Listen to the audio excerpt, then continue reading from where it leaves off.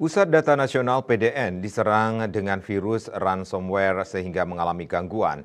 Bahkan menurut Menteri Komunikasi dan Informatika Budi Aris Setiadi, pihak hacker meminta tebusan sebesar 8 juta dolar Amerika Serikat.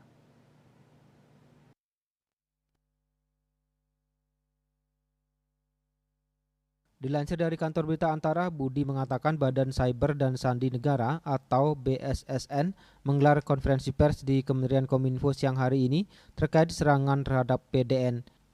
Budi Ari mengungkapkan serangan tersebut merupakan virus ransomware jenis baru dari Lockbit 3.0.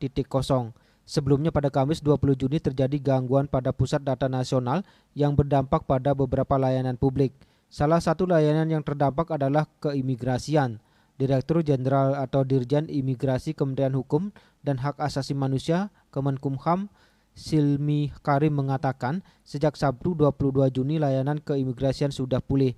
Imigrasi memutuskan untuk memindahkan pusat data atau data center 12 jam sejak gangguan teknis di PDN Kementerian Komunikasi dan Informatika Kominfo teridentifikasi. Bali Pos melaporkan.